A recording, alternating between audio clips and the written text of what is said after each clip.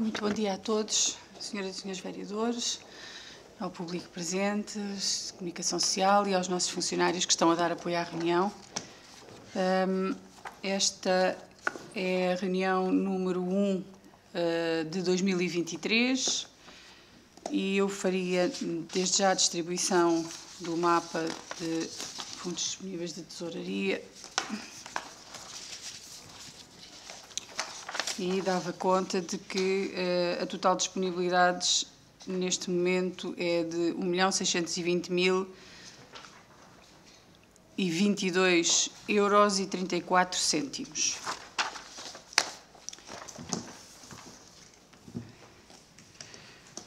Abrimos então um período antes da ordem do dia e eu dava a palavra aos senhores vereadores que quiserem utilizar para intervirem. Muito obrigada, Sr. Vereador João Pedro Riolos. Bom dia a todos, Sr. Presidente, Senhoras e Sr. Vereador, público presente na sala, bem como funcionários de apoio ao funcionamento da reunião. A minha intervenção, em primeiro lugar, vai para, portanto, um voto de pesar, portanto, lamentar o falecimento do Sr. Fernando Almeida Loureiro, que foi Presidente da Assembleia Municipal, foi Presidente de algumas coletividades em termos também de Assembleia e eu, enquanto Presidente da Agroalpiarça, também fui Presidente da Assembleia da Agroalpiarça e atualmente também penso que era. Portanto, para além também do conhecimento pessoal, portanto, a pessoa também por razões familiares, não diretas minhas, mas de pessoas muito próximas de mim, também é uma pessoa que eu conhecia praticamente desde que me conheço como gente e, portanto, era para mim pessoalmente também uma pessoa querida, mas também em termos da Câmara Municipal, e é nessa qualidade que eu estou aqui a falar enquanto vereador, reconhecer toda a dedicação e empenho que ao longo da sua vida também prestou em relação ao Concelho de Alpiarça e, portanto, lamentar o seu falecimento e endereçar naturalmente as condolências que já tive a oportunidade de o fazer aos familiares.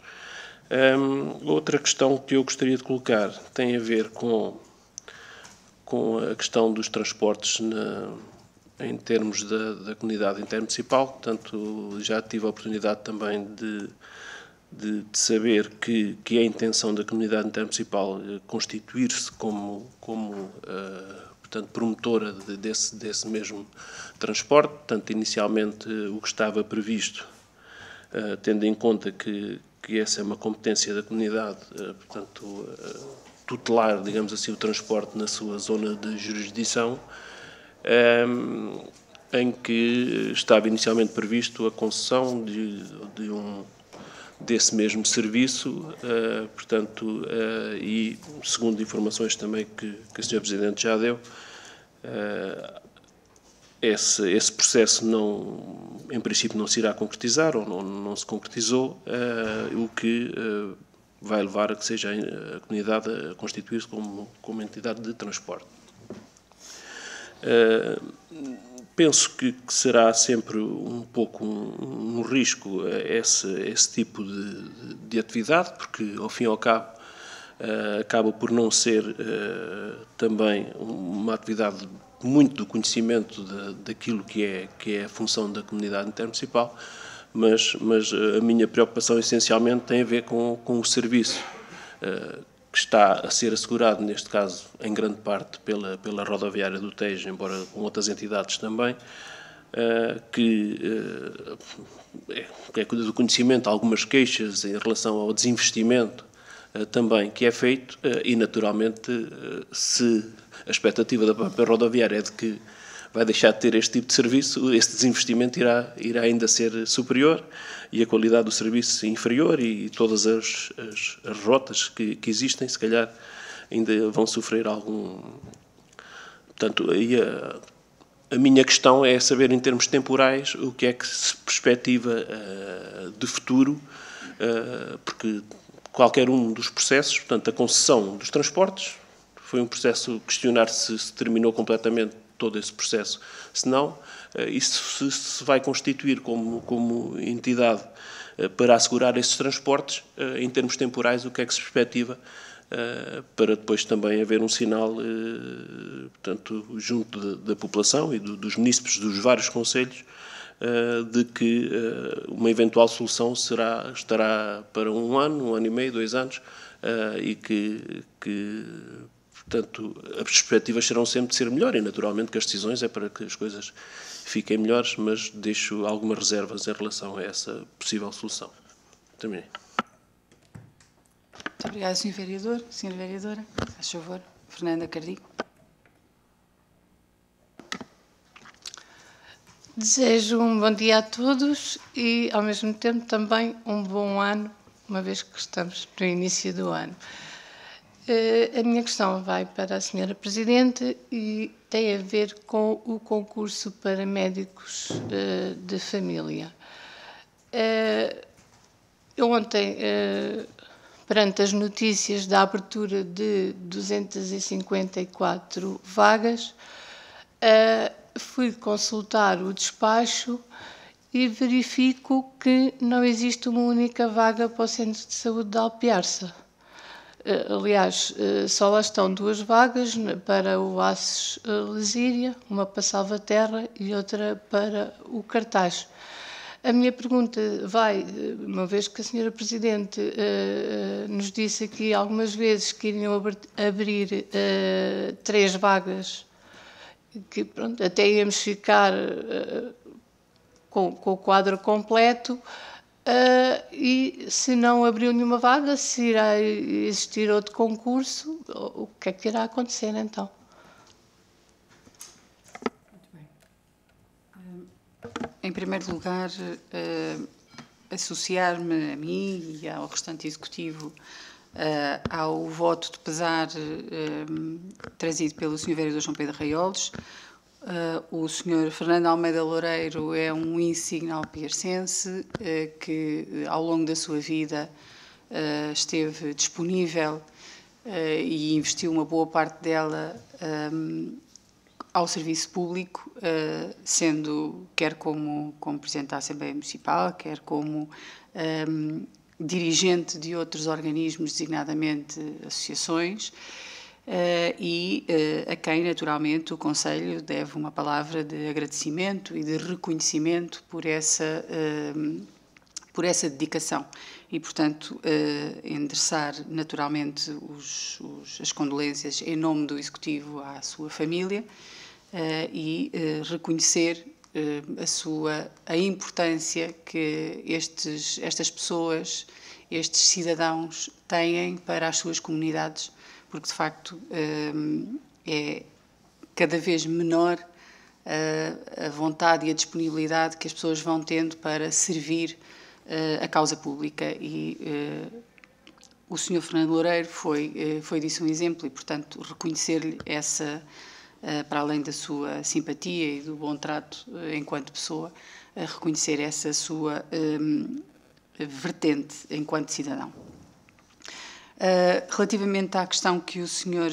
Vereador coloca dos transportes, esta questão tem sido colocada e tem sido tratada na comunidade intermunicipal com o que nós costumamos dizer com pinças, no sentido em que nós estamos a avaliar em nome dos municípios, dos vários municípios que integram a comunidade,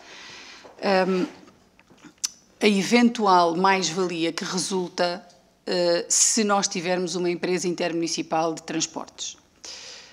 E para isso é preciso fazer um conjunto de contas, é preciso perceber qual é que é o impacto ao nível depois do fornecimento do serviço aos cidadãos, qual é que é o impacto e, sobretudo, em que é que se pode melhorar esse serviço. Nós hoje estamos confrontados com preços, valores que são cobrados relativamente aos transportes muito além daquilo que deveriam ser nesta altura, ainda com a subida e com a inflação generalizada, etc.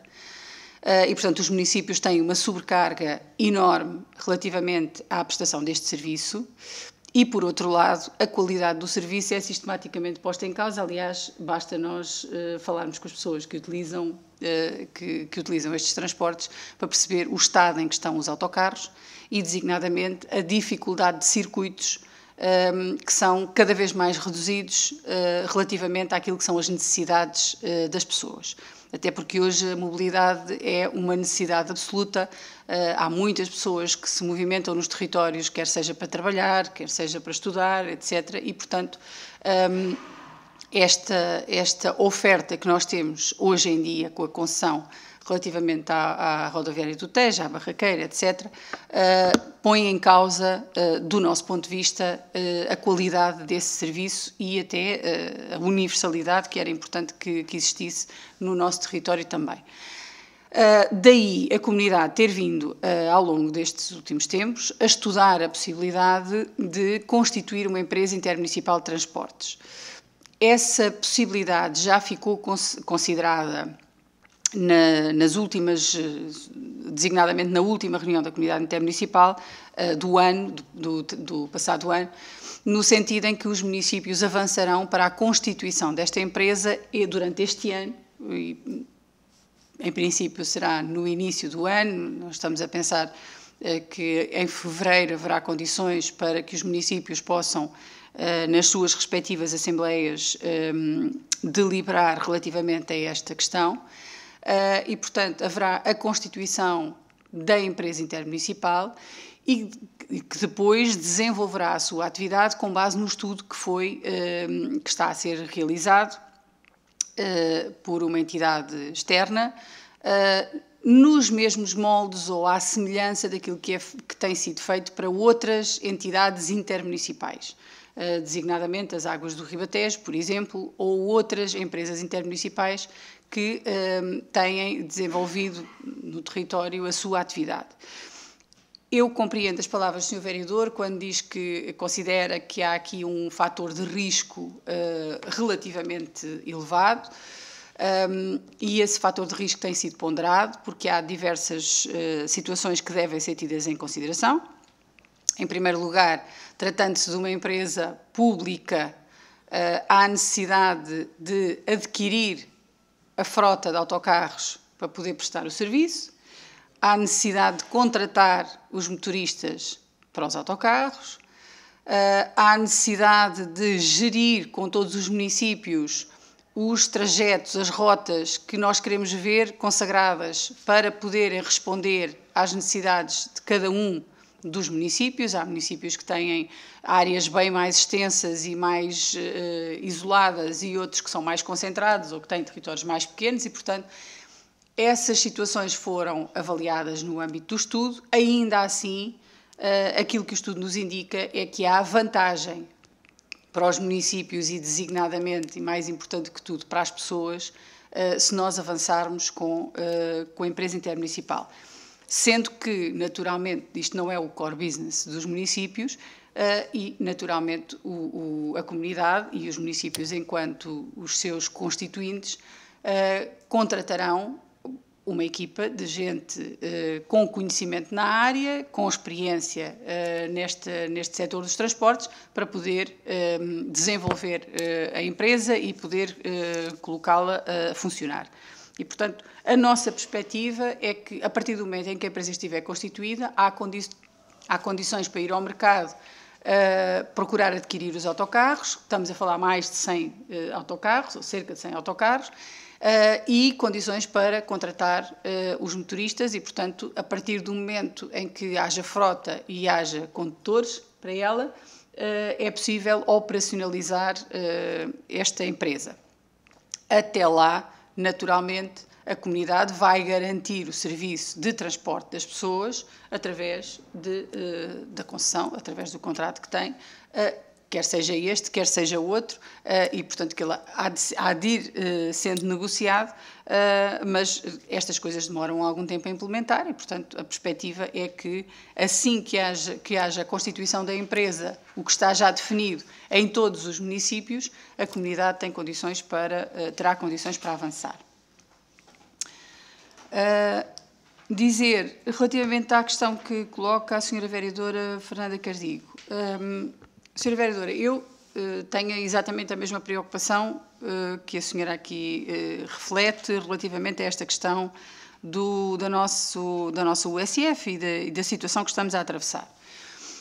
Quando eu referi aqui que havia o compromisso de abrir vagas no concurso de dezembro para a nossa USF, referi com base naquilo que me foi transmitido, quer pela ARS, quer pela ACSS, que são os organismos que têm responsabilidade nesta matéria. E, portanto, decorrente das reuniões que nós tivemos com estas entidades, aquilo que nos foi transmitido foi que se asseguraria a prestação de serviços médicos à população enquanto não houvesse concurso e não fossem abertas as vagas, para perceber, sendo que nós continuamos sem garantia nenhuma que há médicos a candidatarem-se às vagas. Mas isso é uma questão que neste momento não estava completamente sob o nosso controle, mas que nós estávamos a procurar encontrar solução.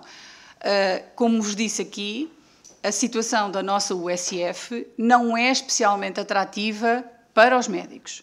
Uma vez que nós temos uma USF tipo A, onde as remunerações são mais baixas e, sendo uma USF tipo A, também não se lhe aplicam as outras medidas corretivas que permitem aumentar os vencimentos dos profissionais de saúde destas USFs. E, portanto, aquilo que sempre falei com a direção do Centro de Saúde, com os responsáveis que asseguravam o funcionamento do nosso Centro de Saúde e da USF, e que e que tenho vindo a falar com estes organismos da tutela, foi no sentido de nós evoluirmos, não obstante estarmos a procurar que sejam abertas vagas, mas evoluirmos no sentido da USF poder ser uma USF tipo B e, a partir daí, ter outras condições de atratividade. Eu também fiquei surpreendida com o despacho, com a portaria que saiu. Aliás, acho que ficámos todos.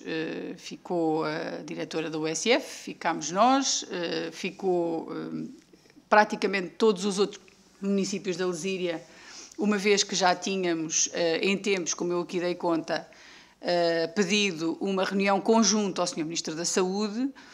Eu, pessoalmente, venho a fazer isso, a pedir essa reunião desde outubro, a este Ministro da Saúde, porque já tinha pedido a anterior, e eu acho que, como puderam constatar na comunicação social, tem havido muita dificuldade em que o Sr. Ministro marque reuniões, quer com os autarcas, de per si, aqueles que pediram, que fizeram contactos no sentido de reunirem diretamente com ele, quer com a própria comunidade. E, portanto, aquilo que eu vos posso transmitir é que, com estas condições e com aquilo que nós, entretanto, viemos a conhecer, eu recebi ontem do gabinete do Sr. Ministro a indicação de que no dia 24 deste mês, pelas 11 horas, tem disponibilidade para receber a Câmara Municipal de Alpiarça. E, portanto, nós estaremos no dia 24, pelas 11 horas, no Ministério da Saúde, procurando encontrar uma solução para esta situação, sendo certo que a Câmara, desde a primeira hora, e eu também já fiz aqui referência a isso, se mostrou disponível para participar numa solução. Eu percebo a dificuldade neste momento de prover estes lugares que vão estando desocupados. Há um conjunto de profissionais médicos que estão agora a entrar na reforma e não estão a ser substituídos. E, do meu ponto de vista, há que fazer aqui um esforço conjunto. Eu espero, da parte do Ministério, que haja uma resposta positiva, sendo que o município se mostrará disponível para participar numa solução.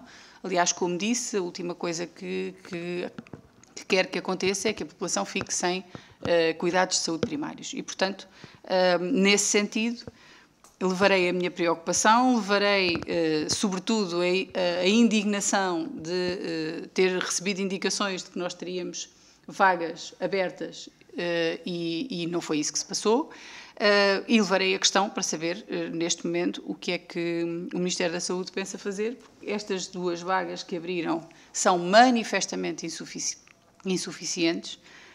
Nós, até no âmbito da comunidade, temos discutido a questão, como é evidente, toda a gente está preocupada. E a maior parte dos municípios da Lesíria do Tejo têm problemas graves em garantir a prestação de cuidados de saúde primários aos seus municípios. E, portanto, nós, ou em conjunto, não sei quando é que será a reunião da Comunidade Intermunicipal com o Sr. Ministro, ou separadamente o município de Alpiarça no dia 24, eu conto trazer pelo menos alguma perspectiva de solução desta questão. Queria só aproveitar este período antes da ordem do dia, não sei se os senhores vereadores querem fazer mais alguma intervenção, para vos dar conta aqui, e foi também esta uma das razões pela qual nós começámos a reunião um bocadinho mais tarde.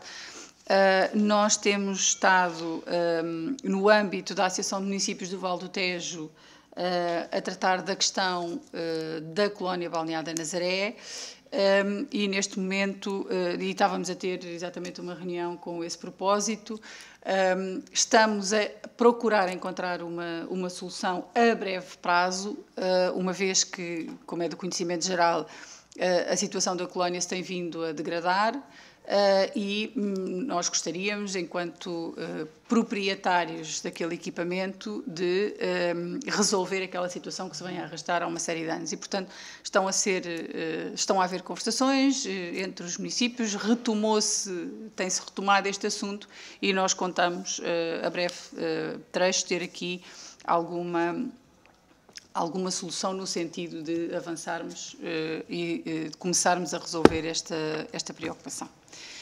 Muito bem. Então, assim sendo, eu dava por terminado este período antes da ordem do dia e começávamos a nossa ordem do dia. O ponto 1 é a proposta data da reunião ordinária da Câmara Municipal, realizada no dia 15 de dezembro, reunião número 22 do ano de 2022, com a deliberação, e eu punha à discussão e dava a palavra aos senhores vereadores, se quiserem fazer alguma correção, sugestão, o que entenderem. Muito bem. A senhora vereadora Fernanda Cardigo tem a palavra. Então, página 3, assim já mais para baixo, onde diz na zona da Lagoa Alva de baixo, é só separar, tá? Sim, está tudo junto. Lagoa Alva de baixo, sim.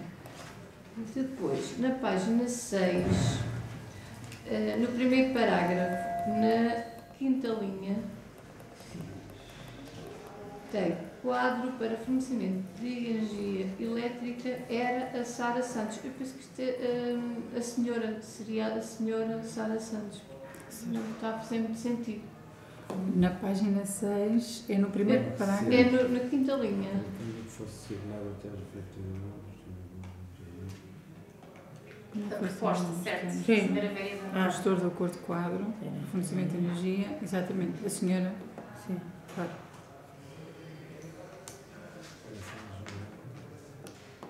É só. Posso? Sim, claro. Sim, vereador, faz favor. Aqui uma vista de olhos. Na página 2, mesmo na última linha, onde se fala que eu questionei sobre as intempéries, e termino, ou se tinham apenas ocorrências ligeiras, falta sem grande impacto. Sem grande. Falta a palavra sem.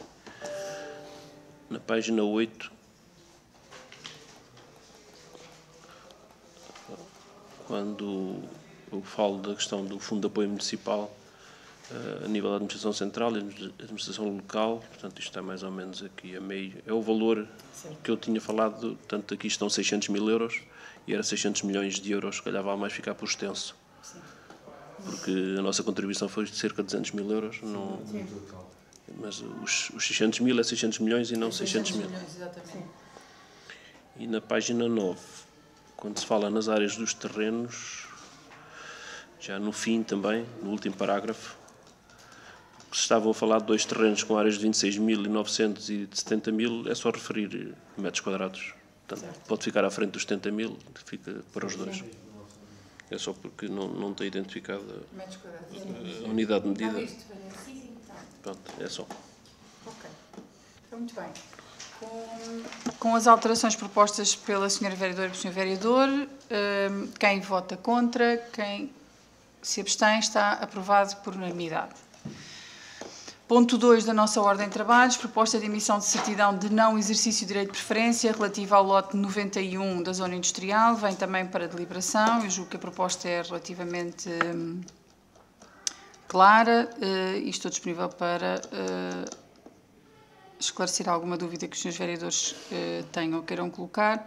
Portanto, o que se propõe é que não se exerça, que a Câmara, o município, não exerça o direito de preferência previsto no artigo 16º do Regulamento da Zona Industrial e, consequentemente, autorize o requerente, Montepio Investimento S.A., a transmitir o direito de superfície do lote 91, prédio descrito na CRP sobre o número 4.452, inscrito na matriz predial sobre o artigo 6.472, à firma LTE Limitada, com o número de pessoa coletiva que está referido, para o exercício da atividade de armazenamento e serviços pelo valor de 110 mil euros. Esta é a proposta. Eu dava a palavra aos senhores vereadores. Faz favor, senhor vereador. Portanto, em relação à proposta, não penso, portanto, iremos votar a favor. Naturalmente, 110 mil euros não é propriamente um valor apetecível para que o município ficasse com o lote. Gostaria apenas de referir que no primeiro parágrafo refere-se à firma LTE 55 Limitada. Penso que será só a LTE. É um erro. Porque no final... É só LTE. Pois, só depois, se calhar... Exatamente. Não sei, a nível de escritura, se isso depois pode fazer diferença ou não. Se eu tirar o 55, se é que é aqui que está mal, eu acho que sim. E é só Eu também acho que é aí. Porque depois na proposta e ao longo do restante texto está sempre LTE limitado. Muito bem. Então, não havendo mais questões, eu ponho o ponto 2 à votação. Quem vota contra, quem se abstém? Está aprovado por unanimidade. O ponto 3 da nossa ordem de trabalhos é a proposta de apreciação da minuta de aditamento ao contrato de delegação de competências no âmbito do estacionamento, que vem também para deliberação. Eu fazia uma pequena apresentação do ponto. Em virtude da publicação do Decreto-Lei 76 de 2022, que veio clarificar que os municípios podem delegar nas comunidades intermunicipais a competência para a aplicação de coimas e custas, é importante proceder ao aditamento ao contrato de delegação de competências no âmbito do estacionamento, previamente celebrado por este município, pelo nosso município e com a CIMLT, o seguinte: dados estes fundamentos constantes nos considerandos, aprovar-se a minuta em anexo, remetendo para a competente autorização da Assembleia Municipal, nos termos da legislação aplicável, a proposta de autorizar a celebração de contratos de delegação de competências entre a Câmara Municipal e o Estado e a Câmara Municipal e a entidade intermunicipal e autorizar a celebração e denúncia de contratos de delegação de competências e de acordos de execução entre a Câmara Municipal e as juntas de freguesia. Fundamentalmente, dada a clarificação que foi feita, é para nós concretizarmos esta possibilidade relativamente à delegação de competências. Sendo que eu não tenho completamente de memória, mas julgo não estar enganada quando, ainda mesmo passando para a comunidade intermunicipal, sendo delegada na comunidade intermunicipal esta competência, a competência originária continua a pertencer às câmaras municipais, designadamente aos presidentes de Câmara. Penso que isso resulta depois também da minuta que está anexa e que concretiza este desidrato. Eu punha à discussão este ponto. Faz favor, Sr. Vereador. Portanto, nós, em relação a este ponto, iremos abster, manter a decisão que já tínhamos tomado no próprio protocolo que tinha sido, ou contrato de delegação de competências que tinha sido estabelecido, por razões também já reafirmadas várias vezes, relacionadas com todo este processo e com a menor valia em termos de ganhos, quer para a população, quer também para os municípios, no nosso entendimento, desta transferência de tarefas e não de competências. Disse. Muito bem. Então, com estes esclarecimentos feitos e com a intervenção do Sr. Vereador, eu punha o ponto à votação. Quem vota contra, quem se abstém, quem vota a favor, está aprovado por maioria, com as abstenções dos senhores vereadores da CDU. O ponto 4 é o calendário das reuniões da Câmara Municipal, que vem também para deliberação. A proposta está na documentação dos senhores vereadores e propõe-se que as reuniões continuem a acontecer à quinta-feira de manhã. Tenho o calendário convosco, não sei se querem fazer alguma proposta ou alguma alteração. À semelhança do que temos vindo a fazer e que já era hábito, o calendário fica aprovado salvo situações que careçam ou que nos obriguem a mudar as datas, estas serão as datas em que se realizarão as nossas reuniões. É claro que sempre com a abertura para podermos aqui reorganizar-nos em algumas situações em que seja necessário ou oportuno fazê-lo. Muito bem, então, assim sendo e não havendo intervenções, eu ponho à votação o calendário das reuniões da Câmara Municipal para o ano 2023. Quem vota contra, quem se abstém, está aprovado por unanimidade. O ponto 5 é a proposta de orçamentação e gestão das despesas com o pessoal para 2023. A proposta também está na documentação dos senhores vereadores. Nesta proposta, nos termos da Lei Geral do Trabalho e dos artigos que nos obrigam a fazer esta aprovação, compete ao órgão executivo decidir sobre o montante máximo de cada um dos seguintes encargos: relativos a remunerações, relativos a postos de trabalho previstos no mapa pessoal aprovado, alterações de posicionamento remuneratório, prémios de desempenho. A tomada de decisão sobre o montante máximo de cada um dos tipos de encargos é de 15 dias após o início da execução do orçamento e, portanto, desta forma, proponho que a Câmara Municipal delibere os seguintes montantes máximos: encargos com remunerações 3.253.465 euros, estamos a falar de remunerações certas e permanentes; recrutamento de novos postos de trabalho 60.560 euros, alteração de posicionamento remuneratório 17.700 euros e prémios de desempenho 0 euros. Eu punha a proposta à discussão dos senhores vereadores. Sr. Vereador João Pedro Arraiolos, faz favor. Esta proposta vem na sequência do orçamento que foi executado. Nós, no orçamento, abstivemos. No entanto, em relação a este ponto em concreto e em relação ao ponto 6 também, aproveito já para deixar, é uma obrigatoriedade da lei e é uma transcrição daquilo que é o que está explanado no orçamento. Pelo que será uma obrigatoriedade do órgão Câmara Municipal para a viabilização do funcionamento do município e quer no ponto 5, quer no ponto 6 iremos votar a favor. Muito bem. Muito obrigada, Sr. Vereador. Então, eu punho o ponto 5, que é aquele que estamos a tratar à votação. Quem vota contra, quem se abstém, está aprovado por unanimidade. E passamos então ao ponto 6, que é a proposta de aprovação de constituição do Fundo de Maneio para o exercício. A proposta é a seguinte: propõe-se que a Câmara delibere apreciar e aprovar a presente constituição de Fundo de Maneio para o exercício de 2023, que é um montante de 1.000 euros, sendo responsável pela sua posse e guarda o técnico superior Bruno Alexandre Carvalho Nalha, e que seja inscrita na orgânica e rúbrica 3, material de transporte e peças. A reconstituição do Fundo de Maneio será mensal, contra a entrega dos documentos justificativos das despesas, e a sua reposição ocorrerá obrigatoriamente até ao último dia de cada ano. Portanto, isto são as normas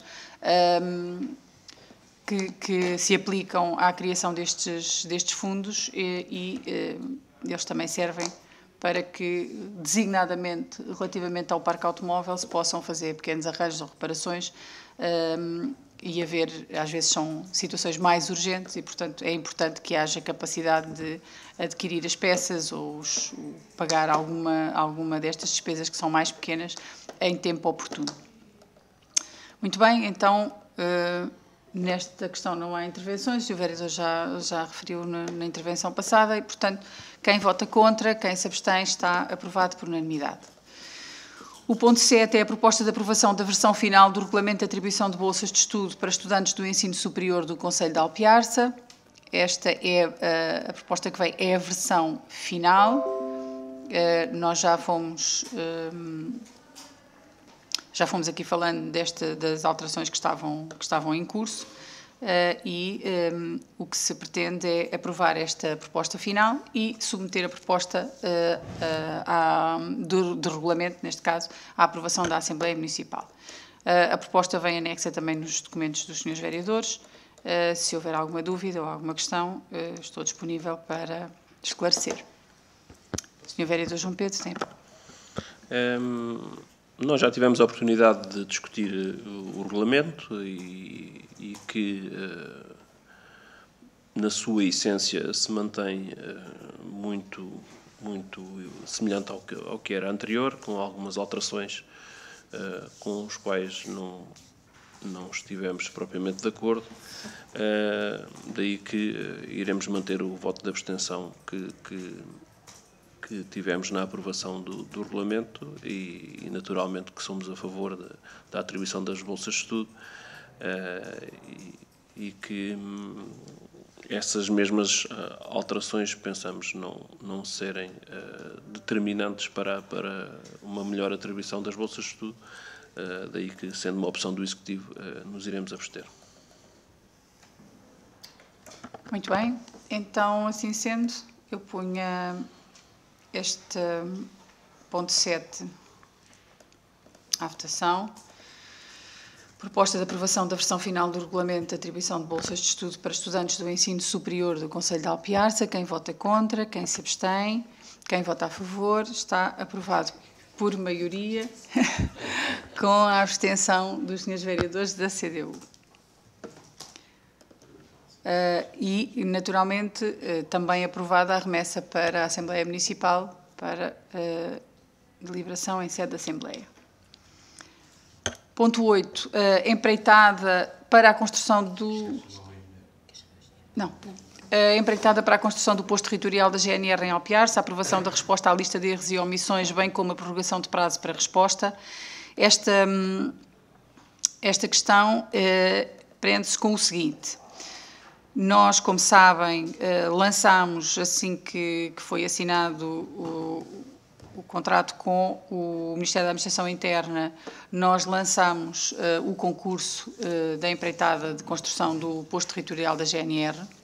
Numa primeira fase houve um conjunto vasto de empresas que consultaram o processo do concurso, manifestando interesse em conhecê-lo, desde logo, para saberem se apresentam proposta ou não, e foi logo nesta primeira fase detectado um conjunto de incongruências e de erros e omissões do projeto que foram levantadas por vários dos interessados, digamos assim, dos concorrentes interessados, que não são ainda concorrentes, no sentido de esclarecer algumas discrepâncias que há em termos de projeto e depois na sua vertente de caderno de encargos, mapas de quantidades, etc. E nós reencaminhámos, como também é do conhecimento público, o projeto não foi elaborado por nós, o projeto é um projeto elaborado para o Ministério da Administração Interna por contratação do próprio Ministério. Nós enviámos imediatamente essas questões que foram colocadas para obterem resposta e isso necessariamente fez derrapar o prazo que nós tínhamos estabelecido para a entrega de propostas. E, portanto, neste momento, nós enviámos para o Ministério todas estas questões que foram colocadas. Houve uma resposta que, entretanto, veio do Gabinete de Projetos do Ministério da Administração Interna, da qual já foi dado conhecimento aos interessados e necessariamente abriu-se um novo prazo para a apresentação das propostas, dado que o anterior tinha decorrido sem haver este esclarecimento destas questões. E, portanto, prorrogou-se o prazo por 15 dias e neste momento, aguarda-se que as empresas que manifestaram interesse em concorrer olhem para as respostas e afiram se têm condições ou não, ou se há mais alguma questão que seja necessário colocar. E, portanto, isto vem, naturalmente, é o órgão executivo que tem competências para esta matéria e, portanto, o que vem proposto é uma aprovação desta resposta à lista de erros e omissões e a prorrogação do prazo de resposta por estes 15 dias. Senhores vereadores, têm a palavra. Portanto, nós estamos aqui num ponto com grande importância também para o nosso Conselho, para ratificação. Eu, da consulta que tive a oportunidade de fazer da documentação, tenho aqui um conjunto de troca de mails, portanto, sou capaz de verificar até a lista de erros e omissões, o que é que foi aceito, o que é que não foi aceito. Portanto, e a nossa responsabilidade enquanto órgão é total em relação a todo este processo, e que a questão da prorrogação de prazo, a única informação que tive foi agora a Sra. Presidente que falou em 15 dias, portanto não sei a partir de quando, até porque neste tipo de procedimentos, quando existe uma solicitação de resposta, há uma paragem, há uma suspensão do prazo e depois ele retoma quando é reposta, portanto, é publicada a resposta a essa lista, que é aqui o caso. E tenho dificuldade em estar a votar um ponto que, no meu entender, deveria vir com a devida ou informação técnica e explicação de todo o procedimento, ou uma ratificação de uma deliberação da Presidente e nós ratificarmos enquanto órgão. Portanto, e isso não vem incluído na documentação. Vem o último mail que tenho, segundo me parece, é este 3 de janeiro para o engenheiro Jorge Alfaiate do Serviço do Ministério da Administração Interna. Portanto, e penso que a responsabilidade que nós temos em termos da decisão e de todo este procedimento, até porque depois normalmente até são procedimentos auditados,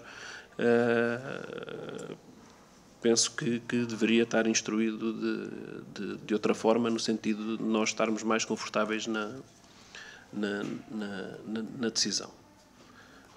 Apesar de nós estarmos de acordo, como já aprovámos todos os procedimentos, mas sinto-me menos confortável a votar o tipo de proposta que nos é feita enquanto órgão e enquanto vereador. Isso. Muito bem. Eu punho então a proposta. Neste momento não há uma suspensão do prazo porque o prazo findou, ou seja, o prazo que estava previsto não é possível cumpri-lo, dado que as respostas não chegaram aos interessados, às empresas interessadas, dentro desse prazo. Não é suspenso quando as questões são colocadas? Não. O Sr. Engenheiro, se quiser, o Sr. Engenheiro ajuda-nos aqui relativamente a esta questão. Eu também acho que não, porque estávamos... Mas já agora, Sr. Engenheiro, se não se importa, o Sr. Vereador coloca aqui a questão relativamente à suspensão deste processo, à necessidade de suspender o processo para pedir as respostas e, entretanto, fazê-las chegar aos interessados. Aquilo que nós estamos a deliberar é exclusivamente aceitar as respostas que foram dadas pelos projetistas e remetê-las como resposta aos candidatos, aos interessados, e prorrogar o prazo, uma vez que não houve oportunidade de fazer chegar estas respostas dentro do prazo para a apresentação da candidatura. Isto é o que está em cima da mesa. De qualquer maneira, o Sr. Engenheiro pode só esclarecer-nos relativamente à necessidade de suspensão do processo ou de haver aqui alguma... O Sr. Vereador pergunta se há necessidade, se não haveria necessidade de parar o processo para responder às perguntas e depois voltar a retomar o processo da candidatura. Só favor. Bom dia, Sr. Presidente, bom dia, Sr. Vereadores. Então é o seguinte, o processo foi para a rua, como tinha sido aprovado, a abertura do procedimento. Demos 15 dias, como diz a lei, para que os concorrentes fazerem as suas propostas. Ao fim de 5 dias da abertura do procedimento, publicação na CEFTGov os concorrentes têm 5 dias úteis para apresentar a lista de erros ou omissões, erros que eles detectem no procedimento, e nós, a entidade pública, temos 3 dias para responder a esses erros ou omissões. Ao fim de 3 dias, se nós não entregarmos a resposta à lista de erros ou omissões apresentada pelos concorrentes, o prazo continua a correr na mesma, mas nós somos obrigados, a entidade pública, a prorrogar o prazo por cada dia de atraso da nossa resposta. O que é que aconteceu? Nós vamos 15 dias para responder à lista de erros ou omissões apresentada pelos concorrentes. O que é que aconteceu? Porque nós, a tramitação, se os senhores vereadores têm esse conhecimento, se não, o município tem que reportar tudo que chega aqui ao MAI, o Ministério da Administração Interna tem que fazer resposta aos projetistas, os projetistas voltam outra vez para o MAI volta para mim. Isto quer dizer, há aqui uma tramitação um bocadinho longa, não é direta. E isto está-nos a levar, vão-nos tempo a responder no tempo útil. Vou os tais 15 dias, e por isso é que nós temos que prorrogar os tais 15 dias de acordo com o CCP. Não há muito mais a dizer isto, pontos. Não há muito mais a dizer sobre isto. Muito bem. Sim, faz tudo. Eu não ponho em questão todo o procedimento, toda a necessidade e toda a tramitação em termos desse, porque isso é perfeitamente normal. O que eu ponho em questão é, em termos da proposta que nos é apresentada, se é para prorrogarmos por 15 dias, porque é que essa proposta não vem para nós decidirmos, não é? Portanto, eu tenho aqui uma lista de troca de e-mails com as diversas entidades, mas não tenho uma proposta concreta para decidir, e é só o meu desconforto é nesse sentido, não é em todo o procedimento, porque isso é perfeitamente normal, os prazos e tudo isso que é essa necessidade. E se nós temos que fazer isso para o processo andar para a frente, é isso que decidimos, mas penso que estamos muito mais confortáveis com uma proposta concreta para que seja decidida do que propriamente os 15 dias foram informados verbalmente na apresentação da proposta. Não penso que não é a forma mais correta para nós decidirmos em relação a uma situação tão importante como esta.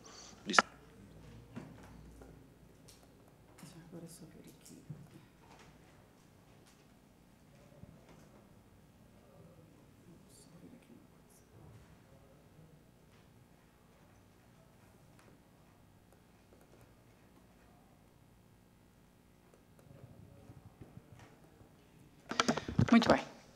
Então, esclarecida esta questão, eu punho ao ponto à votação com a referência de que este ponto vem para ratificação. Quem vota contra, quem se abstém, está aprovado por unanimidade, com a ressalva feita pelo Sr. Vereador e, portanto, doravante as propostas... Nós não ratificamos os 15 dias, não vem escrito em lado nenhum, ou deliberamos agora aqui os 15 dias? Os 15 dias resultam da lei, ou seja, o que eu percebi é que... Diga, Sr. Engenheiro.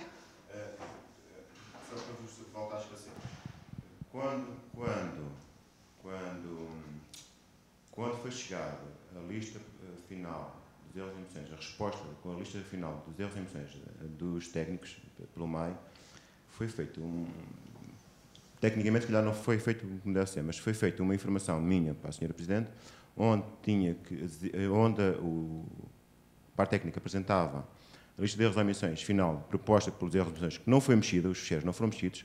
A proposta é que vocês veem em PDF, não sei se foi dada ao Sr. Vereador, não, mas é uma proposta da Excel, proposta pelo projetista, que não foi mexida por nós, aqui do dono da obra, e foi também informado no meu movimento, onde, por lei, nós somos obrigados a prorrogar o prazo por falta por o não cumprimento do prazo que estava... Sr. Engenheiro, mas é isso que o Sr. Vereador estava a dizer, ou seja, essa informação interna e depois o meu despacho final podia ter vindo com a documentação. Pois. É isso que o Sr. Vereador está a referir. Pronto. Mas ela foi feita, Sr. Vereador. Ela foi feita. Sim, por isso é que vem uma ratificação, ou seja, há uma informação interna e tem que haver o despacho. Mas eles deveriam vir aqui e também não haverá grandes problemas. Nós comprometemos-nos em enviar para os senhores vereadores quer a informação interna do Sr. Engenheiro, com base naquilo que foi transmitido pelo Gabinete dos Projetistas e o que a lei nos obriga a fazer, e depois o meu despacho final, que afinal é aquele que vem a ser ratificado e que devia de estar aqui e não está. É isso que o Sr. Vereador está a fazer referência e que eu compreendo e acho que tem razão. Muito bem. Então, assim sendo, eu punha ao ponto à votação. Quem vota contra? Já estamos, ok. Peço desculpa. Então, está votado por unanimidade, está aprovado por unanimidade o ponto 8. Muito obrigada. Ponto 9. Proposta de alteração ao Regulamento Interno do Serviço de Atendimento e Acompanhamento Social, do SAS, que vem também para deliberação. Eu não sei se os senhores vereadores querem fazer alguma consideração ou alguma questão relativamente a este Regulamento Interno do Serviço, e estou à vossa disposição se tiverem alguma questão, ou eu ou a senhora vereadora respondemos. Não há... Não, eu penso que a única questão que está aqui de alteração é o dia de atendimento da segunda para a quarta-feira.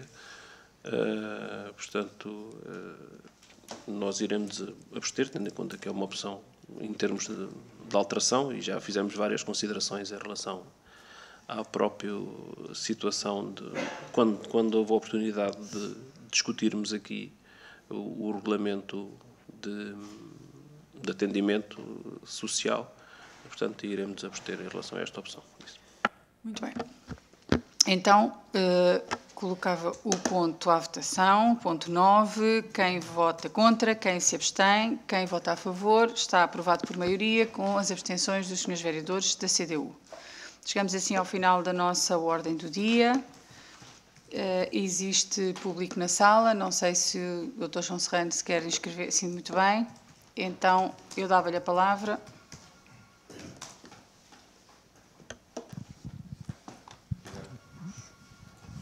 Muito bom dia, bom ano. Sra. Presidente, é a primeira vez que venho aqui e encontrar-me consigo pessoalmente para lhe apresentar as condolências pelo falecimento de uma pessoa que também me dizia muito, o Ju. Em relação aos pontos que me trazem aqui, primeiro ponto, nós terminámos a formação em costura e bordados, e foi um dos cursos mais bem-sucedidos. A formadora, a doutora Alice Candeias, e ela formou-se em Londres e durante anos lá trabalhou e fez muita formação, considera que em Alpiarça existem mãos de fada. Tem aprendido muito aqui em Alpiarça com estas mulheres. E considera-se, com o CEART, que há todas as condições para se criar aqui um núcleo de pessoas para poderem trabalhar em costura, em bordados, em tecelagem. De tal maneira que se está a pensar em criar um novo curso de tecelagem, por um lado. Este ano já nos candidatámos, possivelmente vamos fazer aqui um curso de tecelagem. Falámos com o diretor do CEART e considera-se que se pode dar um novo passo, que é transformar estes cursos, que são de curta duração, de 50 horas, em cursos de longa duração, 250 horas ao longo dos anos, para que as pessoas possam aperfeiçoar-se cada vez mais. Mas para isso é preciso estabelecer uma parceria mais alargada, não é só a nossa associação com a Junta de Freguesia, com o conhecimento da Câmara, como é evidente, mas é também envolver a Câmara Municipal e o CEART. Por outro lado, o Instituto Universitário de Arte e Design, a professora Margarida Ferreira, que sempre nos acompanhou, está também interessado em participar neste projeto. Portanto, a ideia era a de estabelecer uma parceria alargada para que estes cursos possam ter eficácia de longa duração aqui em Alpiarça e criar-se este núcleo e alargar-se este núcleo de pessoas especializadas nestas áreas. É uma proposta. A segunda tem a ver com a limpeza da Vala Real. Felizmente, nós, com a Junta de Freguesia de Muge, tivemos a possibilidade, e com um departamento de Engenharia Ambiental de uma universidade portuguesa, tivemos a possibilidade de participar num trabalho de voluntariado na limpeza de Muge. levou muito tempo, foi muito difícil, mas o que é certo é que todos os jacintos de água foram completamente limpos. Hoje passamos lá e é uma maravilha de ver, ainda hoje, uma maravilha de ver. A limpeza da Vala Real aqui é uma urgência. Já foi aqui até colocada a questão da necessidade da limpeza da Vala Real.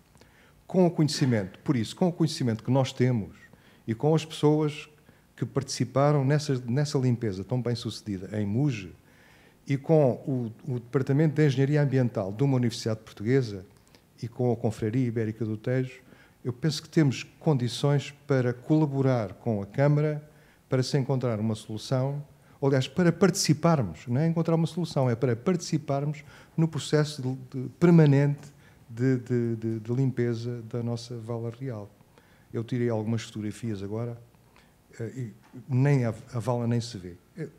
É do conhecimento público, não vale a pena estar a prolongar-me. A terceira questão tem a ver com árvores.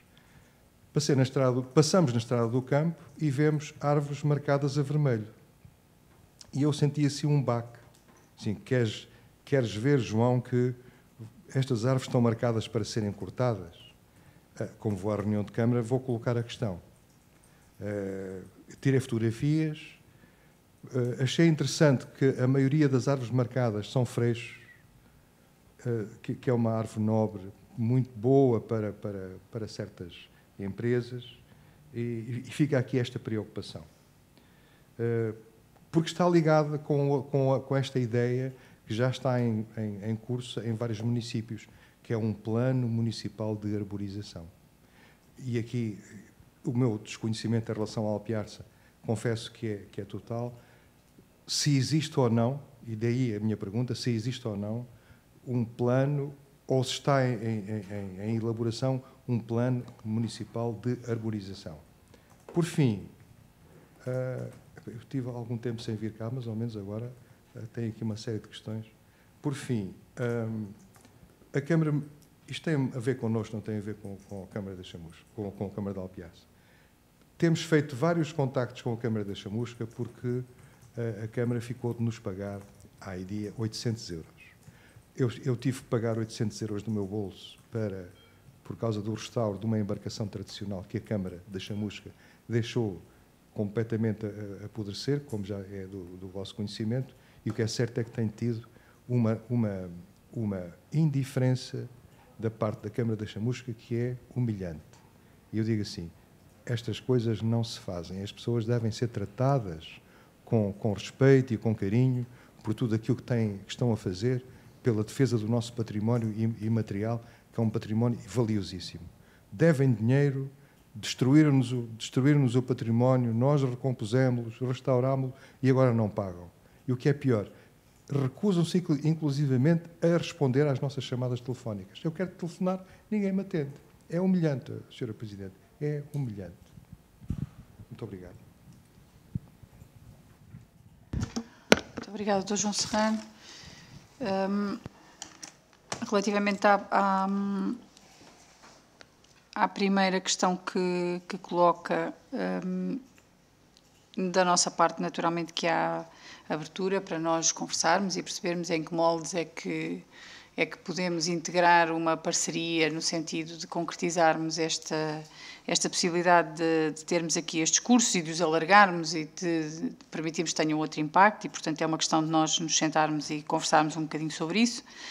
Relativamente à limpeza da vala, dizer-lhe, a limpeza da vala foi feita parcialmente às expensas próprias do município e tem, desde o final do ano passado, aprovado uma candidatura ao Fundo Ambiental com uma comparticipação financeira de mais de 100 mil euros, no sentido de procedermos à restante limpeza.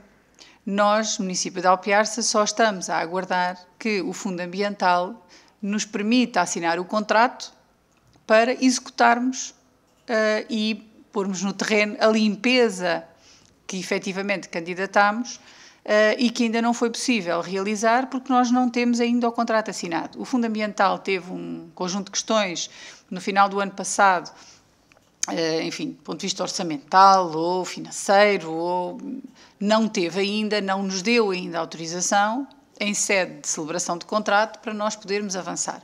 O que é certo é que é apenas isso que estamos a aguardar, é que nos assinem connosco o contrato para nós podermos executar, uma vez que o financiamento está aprovado e garantido, e nós faremos as demarches todas para concretizarmos a restante limpeza, até porque a nossa intenção é, para além da limpeza mais estruturante que queremos fazer, depois há uma intervenção nas margens da vala que nós também queremos fazer e que se insere numa reabilitação do Parque do Carril e, simultaneamente, precisamos de assegurar, uma vez feita a limpeza, aquilo que nós temos andado a fazer nestes últimos dias ou nestes últimos tempos é apenas um paliativo, ou seja, tem sido com os nossos meios e, sobretudo, com o recurso ao apoio dos bombeiros municipais, temos feito a remoção de alguns focos de jacintos de água que vão aparecendo na zona onde eles já foram removidos. Mas isto não é efetivamente aquilo que se pretende. O que se pretende é nós concretizarmos a limpeza que falta fazer da vala e, a seguir, termos um contrato de manutenção para que ela possa estar limpa durante mais tempo e não chegue à situação em que está. Sendo certo que esta questão das infestantes é uma questão problemática em praticamente todos os cursos de água em que existe. Há municípios aqui à volta, designadamente, por exemplo, o município de Cruz, que fez uma intervenção grande na remoção dos jacintos de água e continua com o mesmo problema, e, portanto, isto é uma coisa recorrente. De qualquer modo, nós procuraremos, com esta limpeza que temos garantida, digamos assim, e depois com uma manutenção que permita manter os jacintos de água afastados o mais possível, viabilizar a utilização da vala, quer seja para a pesca, quer seja para provas desportivas ou lúdicas, com outra eficácia que não é possível assim. Relativamente às árvores, o município está, em cumprimento, aliás, da lei, já deu início ao procedimento de criação do Regulamento Municipal de Gestão de Arvoredo Urbano, que é uma decorrência da lei, e, portanto, nós já lançámos o procedimento. Neste momento apenas estamos a verificar se nós não temos meios, o município não tem, boa parte dos municípios mais pequenos não têm meios para fazer este trabalho dentro de portas, e, portanto, nós vamos ter que fazer um ajuste com uma empresa para poder fazer todo o levantamento e poder fazer o estudo e apresentar-nos o regulamento.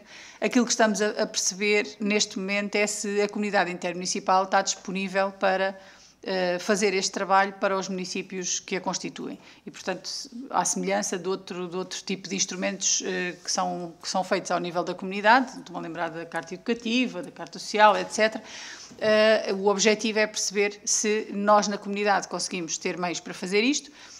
Se não tivermos, o município avançará, uma vez que até já lançou o procedimento relativamente a esta questão. Eu desconheço o que é que está previsto fazer com as árvores da Estrada do Campo, não sei porque é que estão marcadas, não sei se visam ser abatidas, não sei quem é que as marcou e, portanto, é uma coisa que posso indagar, mas não ponho em causa aquilo que me está a dizer.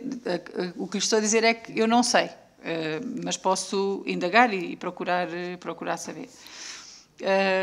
Relativamente a esta questão com a Câmara da Chamusca, o Dr. João Serrano já colocou aqui esta questão algumas vezes. Eu própria já fiz algumas demarches, mas é uma questão que me ultrapassa. E, portanto, a situação deverá ser resolvida, com certeza que alguém há de, pelo menos, atendê-lo e conversar consigo. Muito bem. Assim sendo, chegamos ao fim da nossa reunião.